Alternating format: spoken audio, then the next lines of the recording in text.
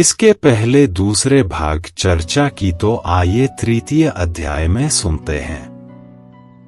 इस प्रकार सांख्य की व्याख्या का उत्तर सुनकर कर्मयोग नामक तीसरे अध्याय में अर्जुन ने इस विषय में और गहरा उतरने के लिए स्पष्ट प्रश्न किया कि सांख्य और योग, इन दोनों मार्गों में आप किसे अच्छा समझते हैं, और क्यों नहीं यह निश्चित कहते कि मैं इन दोनों में से किसे अपनाऊं। इस पर कृष्ण ने भी उतनी ही स्पष्टता से उत्तर दिया कि लोक में दो निष्ठाएं या जीवन दृष्टियां हैं। सांख्यवादियों के लिए ज्ञान योग है और कर्म मार्गियों के लिए कर्म योग है। यहाँ कोई व्यक्ति कर्म छोड़ ही नहीं सकता। प्रकृति तीनों गुणों के प्रभाव से व्यक्ति को कर्म करने के लिए बाध्य करती है। कर्म से बचने वालों के प्रति एक बड़ी शंका है, वह यह कि वे ऊपर से तो कर्म छोड़ बैठते हैं, पर मन ही मन उसमें डूबे रहते हैं। यह स्थिति असह्य है और इसे कृष्ण ने गीता में मिथ्याचार कहा है। मन में कर्मेंद्रियों को रोककर कर्म करना ही सरल मानवीय मार्ग है। कृष्ण ने चुनौती के रूप में यहाँ तक कह दिया कि कर्म के बिना तो खाने के लिए अन्न भी नहीं मिल सकता। फिर कृष्ण ने कर्म के विधान को चक्र के रूप में उपस्थित किया।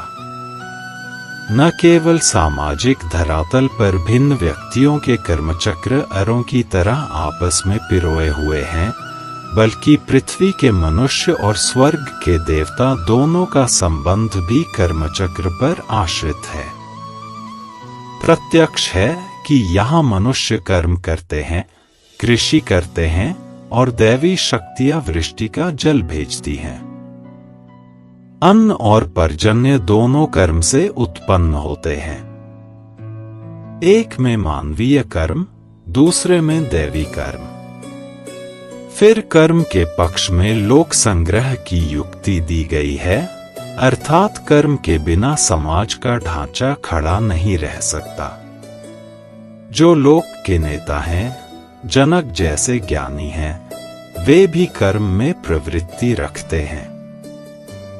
कृष्ण ने स्वयं अपना ही दृष्टांत देकर कहा कि मैं नारायण का रूप हूं, मेरे लिए कुछ कर्म शेष नहीं है। फिर भी तंद्रारहित होकर कर्म करता हूं और अन्य लोग मेरे मार्ग पर चलते हैं। अंतर इतना ही है कि जो मूर्ख हैं वे लिप्त होकर कर्म करते हैं, पर ज्ञानी असंग भाव से कर्म करता है।